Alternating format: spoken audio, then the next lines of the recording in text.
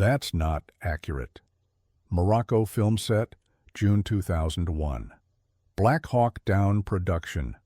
The voice came from the back of the film set, quiet, respectful, but firm. Director Ridley Scott stopped mid-instruction, turned, and looked at the security consultant standing near the equipment trucks. James Rodriguez, 51 years old, former military, hired to keep the set secure during filming of Black Hawk Down in the Moroccan desert. "Excuse me?" Ridley Scott said, not unkindly, but with the authority of a legendary director who'd made Gladiator, Alien, Blade Runner. A man who didn't appreciate interruptions during complex action sequences. The film crew, over 200 people, stopped what they were doing. Actors in Army Ranger uniforms froze mid-choreography. Cameras paused. The Moroccan desert set recreating Mogadishu, Somalia fell silent. "The way the Rangers are holding position at the crash site," Jimmy said, stepping forward slightly but maintaining respectful distance. He gestured to the actors clustered around the mock Black Hawk helicopter wreckage. "That's not how we did it. The perimeter was tighter. The weapons positioning was different. And the casualty collection point, it should be behind the tail boom, not forward of the fuselage." Scott's assistant director shifted uncomfortably. Several crew members exchanged glances. "We've consulted with military advisors," Scott said, his British accent crisp with professional patience. "Technical advisors from the U.S. military, Delta Force veterans. This is based on extensive research. But this is cinema, Mr. Rodriguez, not a documentary. We need to make it visually compelling for audiences." Jimmy nodded slowly. "Yes, sir, I understand. Just thought I'd mention it." He started to turn away, just another consultant being dismissed. It happened all the time on film sets. But then a voice cut through the Moroccan heat. "Wait." Denzel Washington stepped forward from the group of actors. He was in full costume, desert camouflage uniform, tactical vest, helmet, the works, playing Command Sergeant Major Gary Gordon in the film. Denzel had been preparing for this role for months, studying military bearing, Ranger culture, the mindset of elite soldiers, and something about this security consultant's certainty bothered him. "How do you know how the Rangers held position?" Denzel asked, walking closer to Jimmy. Jimmy turned back, looked at Denzel, one of the greatest actors in the world, a man Denzel had admired since watching Glory, and hesitated. "Because I was there, sir. October 3rd, 1993, Mogadishu, Somalia. I was at the crash site." The film set went completely silent. The kind of silence that comes when everyone realizes something significant just happened. Ridley Scott straightened. "You were in Somalia? During the battle?" "Yes, sir." "The Battle of Mogadishu? The actual battle we're filming right now?" "Yes, sir. 3rd Battalion, 75th Ranger Regiment, Task Force Ranger. I was crew chief on Super 6-1, the first Black Hawk that went down. I was at that crash site for 18 hours. Denzel stared. The prop helicopter behind them, carefully designed to look like a crashed Black Hawk, suddenly felt different. This wasn't just a movie set anymore. "Mr. Rodriguez," Ridley Scott said, and his voice had changed entirely. No more dismissiveness, pure focus now. "Can you tell us exactly what happened that day?" Jimmy looked around at 200 people staring at him. He'd spent 8 years trying to forget October 3rd, 1993, 8 years of nightmares, therapy, failed relationships, jobs that didn't work out. And now they wanted him to remember. But Denzel's eyes, there was something genuine there, real respect. "Yes, sir," Jimmy said quietly. "I can tell you. October 3rd, 1993, Mogadishu, Somalia. 8 years earlier, Jimmy Rodriguez was 26 years old when Super 6-1 went down. He'd been in the Army for 5 years, Rangers for 3. The best soldiers in the world, or so they told themselves. Fast roping from helicopters, kicking in doors, capturing warlords in the most dangerous city on Earth. It was supposed to be a simple mission: grab 2 of Mohammed Farah Aidid's lieutenants from a building in central Mogadishu, Get out in 30 minutes. In and out. Clean. Simple. It wasn't. Super 6-1, the MH-60 Black Hawk piloted by Chief Warrant Officers Cliff Wolcott and Donovan Briley, took an RPG hit at 4:20 p.m. The rocket-propelled grenade struck the tail rotor. Jimmy, sitting in the crew chief seat, felt the impact like getting hit by a truck. The helicopter spun, tried to auto-rotate. Couldn't. 500 feet in the air, spiraling, falling, the ground coming up fast through the open door where Jimmy sat strapped in, watching Mogadishu spin like a kaleidoscope. They hit hard. The impact broke Jimmy's collarbone, 3 ribs, dislocated his shoulder. But he was conscious, alive. The pilots, Wolcott and Briley, weren't moving, blood everywhere. The helicopter crumpled like a tin can, and outside, through the dust and smoke, Jimmy heard them coming. Hundreds of Somali militia, thousands maybe. The entire Bakara Market neighborhood descending on the crash site like a wave. Gunfire, RPGs, grenades. The worst urban combat American soldiers had faced since Vietnam. Jimmy pulled himself out of the wreckage, found his rifle, started returning fire. The Rangers, a rescue convoy led by Lieutenant De Tomaso, fought their way to the crash site within minutes.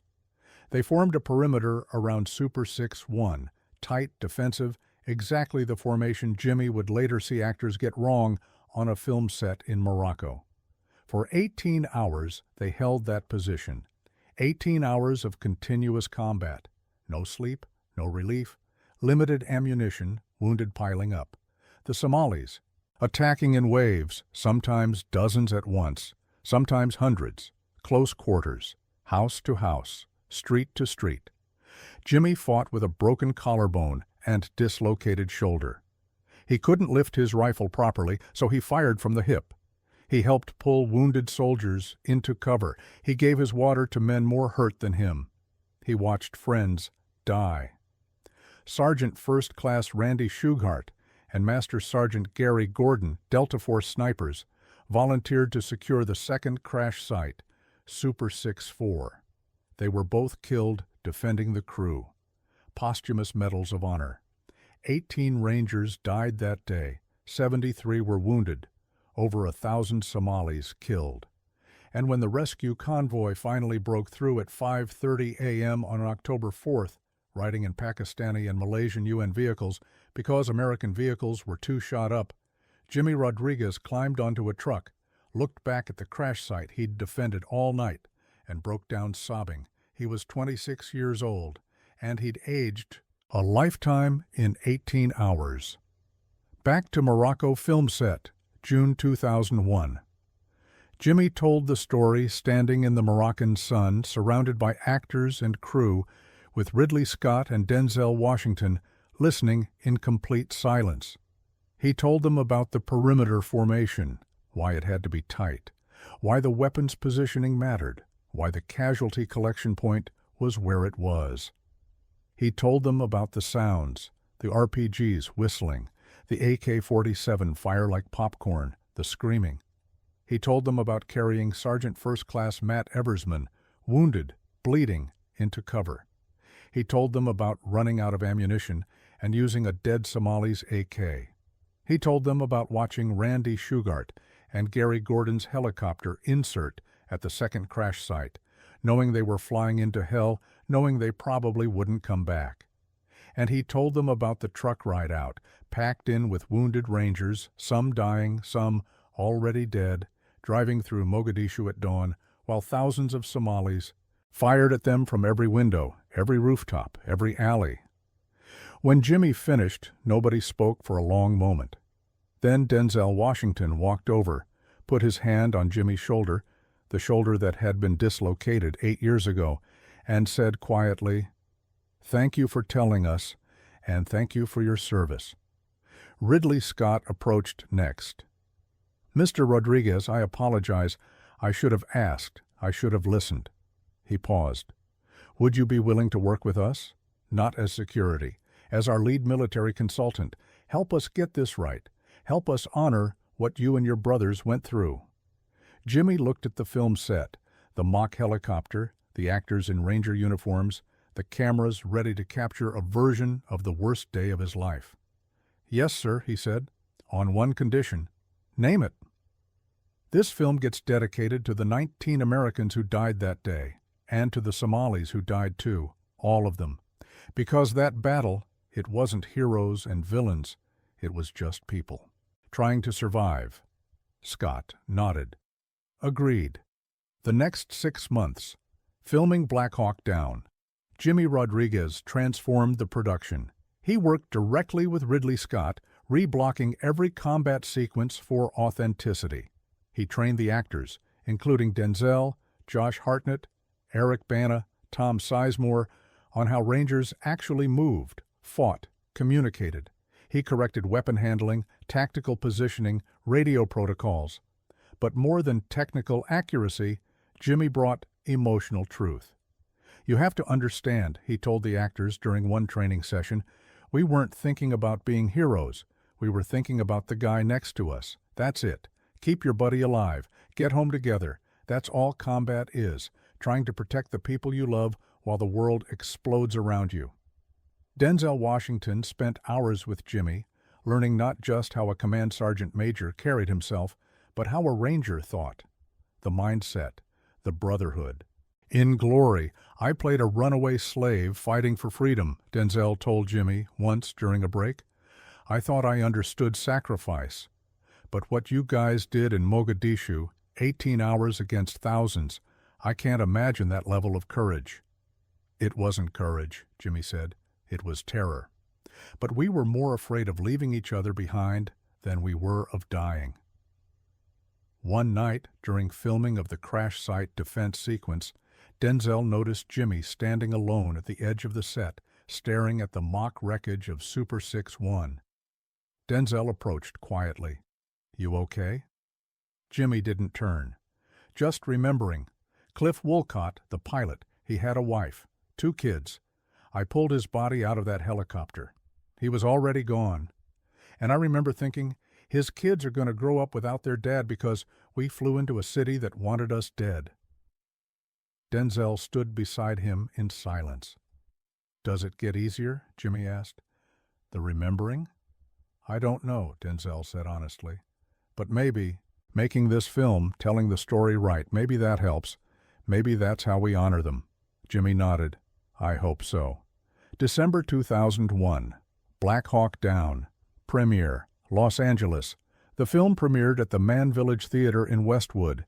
A-list crowd, red carpet, cameras everywhere, and standing next to Denzel Washington on that red carpet, wearing a suit for the first time in years, uncomfortable but present, James Rodriguez. Ridley Scott had insisted, "You're not just a consultant, you're part of this film's soul." Inside the theater, Jimmy sat between Denzel and his wife Pauletta. The lights dimmed. The film began. And for 2 hours and 24 minutes, Jimmy Rodriguez watched his life's worst day recreated on screen. It was accurate, painfully so. The chaos, the confusion, the terror. The sounds were right. The tactics were right. The emotions were right. When Super 6-1 went down on screen, Jimmy's hands gripped the armrests. When the Rangers formed the perimeter, he whispered unconsciously, "Tighter, pull it tighter." When Shugart and Gordon volunteered for the second crash site, Jimmy started crying. Denzel noticed, reached over, squeezed Jimmy's hand, said nothing, just held on. At the end of the film, when the credits rolled and the screen showed the dedication to the 19 American soldiers and the hundreds of Somalis who lost their lives, the entire theater stood and applauded. Jimmy stood too, tears streaming, 8 years of grief, guilt, survivor's remorse pouring out in that dark theater. After the premiere, at the after-party, a veteran approached Jimmy, silver-haired, late 50s, wearing a Purple Heart pin. "Vietnam, 68, the veteran said. "Tet Offensive. I know what you're carrying, son. And I want to tell you, you did your duty. You brought your brothers home. That's all any of us can do." Jimmy shook his hand, held it. "Thank you, sir." The veteran nodded. And thank you for making sure they told the story right. That matters. More than you know. 2003. 2 years after the film, Black Hawk Down became one of the most successful and critically acclaimed war films ever made. It earned 4 Academy Award nominations. It made over $170 million worldwide. And it became required viewing at military academies used to teach tactics, leadership, and the realities of urban combat. Jimmy Rodriguez became a sought-after military consultant in Hollywood. He worked on films, TV shows, video games, always pushing for authenticity, always fighting for accuracy. And he always credited Denzel and Ridley Scott for giving him that chance. But more than the career, the film gave Jimmy something else: closure. For 8 years, he'd carried Mogadishu alone. Now the world knew. The story was told. The 19 men were honored. And Jimmy wasn't the only one carrying the weight anymore. Denzel and Jimmy remained friends. They'd meet for coffee when Denzel was in Jimmy's city. They'd call on October 3rd every year, the anniversary, just to check in. "How you doing today, brother?" Denzel would ask. "I'm here," Jimmy would answer. "That's something." "That's everything," Denzel would say. October 3rd, 2013, 20 years after Mogadishu. The 20th anniversary of the Battle of Mogadishu was marked with a ceremony at Fort Benning, Georgia, home of the 75th Ranger Regiment. Survivors gathered, families of the fallen attended, and, as a special guest, invited to speak about the film that immortalized the battle, Denzel Washington. Denzel stood at the podium, looked at the assembled Rangers, some in uniform, some in suits, all warriors, and spoke from the heart. "I played soldiers before Black Hawk Down," Denzel said. "I thought I understood what it meant to serve. But then I met James Rodriguez, and he taught me something I'll never forget. Courage isn't the absence of fear. Courage is standing your ground when every instinct screams to run, because the man next to you is counting on you. That's what happened in Mogadishu. That's what Jimmy and his brothers did for 18 hours. And that's what we tried to honor in the film." He paused. "But I also learned this. Making a movie about sacrifice is easy. Living with the weight of that sacrifice, that's the hard part. And every man in this room who served in Mogadishu, who came home when 19 brothers didn't, carries that weight every day, and they deserve more than a movie. They deserve our gratitude, our support, our recognition." The room erupted in applause. After the ceremony, Jimmy found Denzel. They embraced, 2 men from different worlds, bonded by a film, by a story, by respect. "Thank you," Jimmy said. "For what?" "For listening, that day on the set. You didn't have to, but you did, and everything changed." Denzel smiled. "Brother, you taught me what real acting is. It's not pretending. It's honoring the truth. You gave me that gift." 2024, present day. James Rodriguez is 61 years old now. He still works as a military consultant. He still carries the KIA bracelet with 19 names. He still calls the surviving Rangers from Task Force Ranger on October 3rd every year. And he still thanks Denzel Washington for seeing him, really seeing him, that day in Morocco. The Battle of Mogadishu was 31 years ago. But for Jimmy, for all the survivors, it's always October 3rd, 1993, always 4:20 p.m., always the moment Super 6-1 started falling. But now, at least, they're not carrying it alone. James Rodriguez's story reminds us the most valuable consultant on any film about war is someone who was actually there. The most important voice in any room is the one with lived experience. And sometimes the security guard checking IDs at the gate has more to teach us than all the research in the world, if we're willing to listen. If this story moved you, like, share, and subscribe to empowering stories to honor our veterans.